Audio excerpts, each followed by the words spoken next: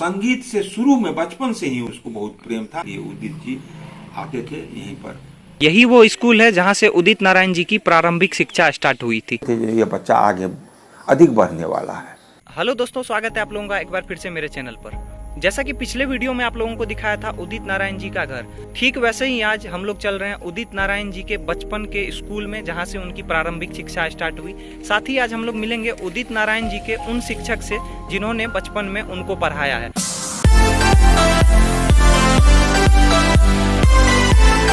आप लोगों को लेकर आ चुके हैं हम लोग उदित नारायण जी के शिक्षक के घर पे, जहाँ से उनकी प्रारंभिक शिक्षा स्टार्ट हुई थी। आइए मिलते हैं उनसे और करते हैं कुछ बातें। क्या नाम हुआ सर आपका? मेरा नाम सुरेश चंद्र मिश्र। ये कौन सा गांव पड़ता है? यह रतनपुर, बसंतपुर प्रखंड का सुपौल जिला का रतनपुर गांव है। क्या ये सही बात है कि उदित नारायण जी की प्रारंभिक शिक्षा आपसे ही प्राप्त हुई थी?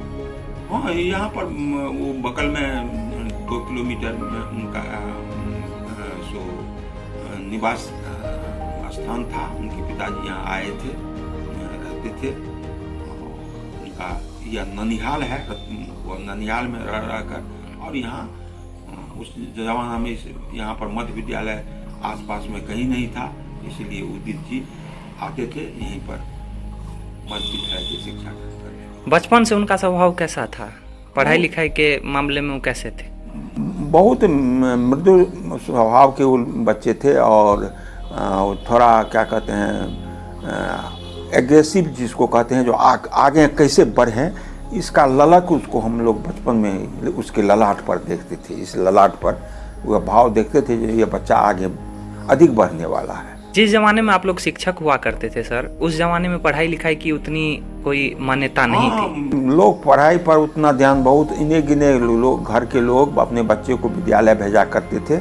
और उस समय में शिक्षक इस तरह के कर्मठ थे, गांव घर में घूम घूम के छुट्टी के बाद 10 से 4 बजे तक अपना विद्यालय किए। उसके बाद शाम में टहलने के लिए जो निकले, तो गांव में बस्ती में घूम घूम के आज इस टोले कल उस मोहल्ले में जा के हम लोग सो बच्चों को लाने के लिए, जो विद्यालय में अधिक से अधिक बच्चे का नामांकन हो और वो पढ़े, इस तरह का प्रयास हुआ करता था। उदित नारायण जी का बचपन में स्वभाव कैसा था? आपके स्कूल में जब वो रहते थे तो कभी शरारत करते थे? नहीं, वो शरारती भी छात्र नहीं था। शरारती प्रभाव लक्षण का वो बच्चा नहीं था। वह चाहता था जो हम पढ़ें, हाँ, पढ़ाई हम करें। और संगीत से शुरू में बचपन से ही उसको बहुत प्रेम था, क्योंकि साप्ताहिक हमारा शनिवार को जो सांस्कृतिक कार्यक्रम होता था उसमें हम देखते थे। तो वह उस समय में भी जो क्या कहते हैं, वह बहुत अव्वल दर्जे के गायक के रूप में बचपन से ही वह शुमार। कभी आप लोग ये सोचे थे कि वो पूरा देश विदेश में इतना अच्छा नाम करेगा? वो तो उसका भाग्य कहता है, लोगों का जो भाग्य लिखा हुआ रहता है वही होता है। लेकिन हम लोगों एक शिक्षक के रूप में हम लोगों को अनुमान था ये बच्चा कुछ न कुछ अव्वल करेगा, जो करके उदित ने दिखलाया। अब जो शिक्षा का क्षेत्र इतना ऊपर उठ चुका है, तो अभी जो आसपास के विद्यार्थी लोग हैं जो कि हमारे क्षेत्र के हैं, उन लोगों के लिए आप क्या कहना चाहते हैं? हम यही कहना चाहते हैं, जो जैसे हम लोग जिस जमाने में स्कूल में काम करते थे, उस समय में विद्यालय अर्थ अभाव के कारण विद्यालय में बहुत सा हम लोग चौक डस्टर के लिए बच्चों से 2.5 रुपया मासिक शुल्क लेते थे। बहुत सा विद्यालय में श्यामपट नहीं था, तो वो श्यामपट हम लोग लकड़ी का बनवाते थे। लकड़ी का श्यामपट बनवा के श्यामपट का शिक्षक श्यामपट काम करते थे। और आज इतना पैसा सरकार दे रही है, लेकिन शिक्षक आज भी योग्य शिक्षक विद्यालय में, सरकारी विद्यालय में हैं, लेकिन मनोवृत्ति हम लोग नहीं देख रहे हैं आज के शिक्षकों में।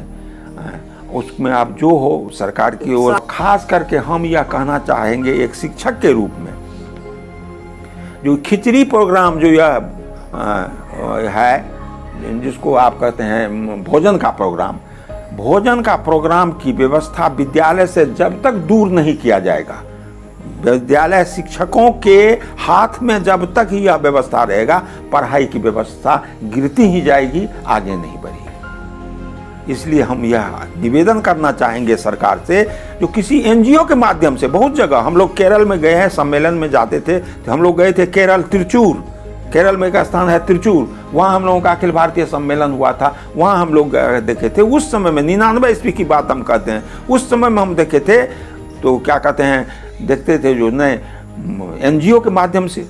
आज भी बिहार में भी, देश के दूसरे राज्य में भी एनजीओ के माध्यम से बहुत जगह भोजन की व्यवस्था की जाती है। लेकिन विद्यालय से जब तक भोजन व्यवस्था बिहार सरकार अलग नहीं करवाएगी, बिहार का विद्यालय में पठन पाठन का कार्यक्रम जो पूर्व में था वह उसकी पुनरावृत्ति नहीं हो पाएगी जब तक भोजन कार्यालय विद्यालय शिक्षकों के हाथ में रहेगा। शिक्षक को उनसे मुक्त किया जाए।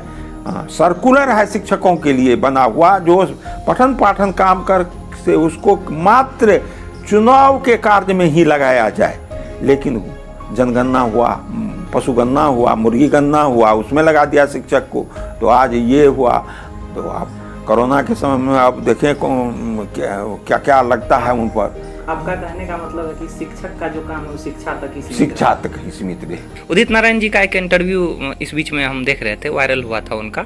वो कह रहे, वो मतलब मैथिली में बात कर रहे थे, प्योर मैथिली में। मैथिली में क्यों नहीं?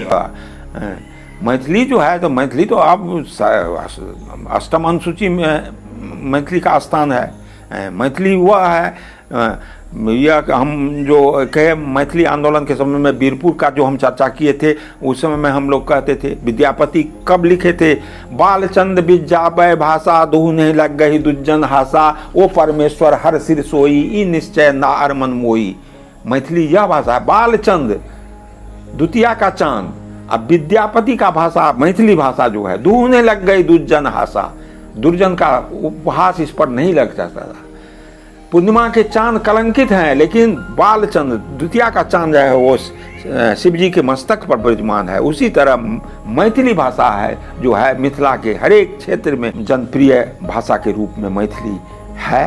उदित नारायण जी का शुरू ही है, उसका प्रतिभा जो है वह मैथिली के विद्यापति गीत से ही, हम शुरू में ही के विद्यापति गीत से ही हुआ। उगना रे मोर कतय गेलै, और विद्यापति के अनेक जो गीत है उसको गा के लगाव बढ़ा उसको गायक बनने का, तब जाके वे हिंदी में और हिंदी भाषा में वो अपना, लेकिन उनका शुरुआती जो है वह मैथिली भाषा से ही अपने शुरुआती जीवन को यहाँ तक वो ले गए हैं।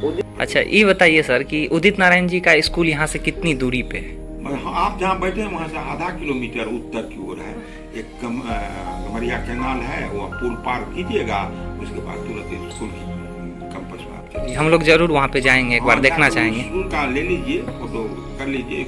वहाँ पर वह चट्टी पर बैठकर, बोरा आप कहते थे, चट्टिया, इसीलिए उस जमाने में बच्चे को चट्टिया भी कहा जाता था। तो चट्टी पर बैठकर वो यहाँ पर अध्ययन किए हैं, इसीलिए। और पेंसिल और स्लेट उस समय में कहा जाता। आज तो बच्चा के देखते हैं नर्सरी में जाता है, उसको कॉपी और पेंसिल दिया जाता।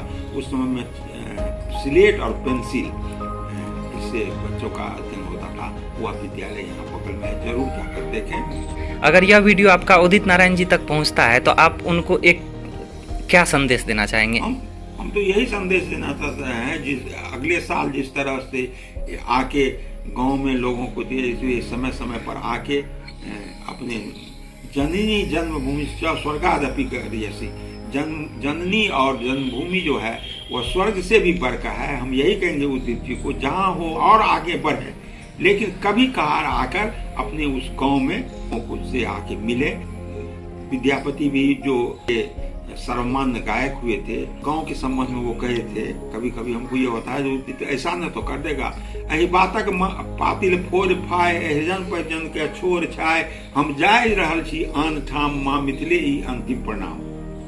तो हम यही कहेंगे उदित को, यात्री के तरह अंतिम प्रणाम मत करना। बहुत बहुत धन्यवाद सर, आपने उदित नारायण जी के बारे में बहुत महत्वपूर्ण जानकारी दी। को भी बहुत क्षेत्र के खोए हुए प्रतिभा को, इस क्षेत्र में कहाँ कहाँ प्रतिभा था, उसको आप लोग जो अपने प्रयास से इस युवावस्था में शुरू किए हैं, इसके लिए हम आपको भी धन्यवाद देना चाहेंगे और आशीर्वाद देना चाहेंगे जो उदित की तरह आप भी पत्रकारिता में नाम करें।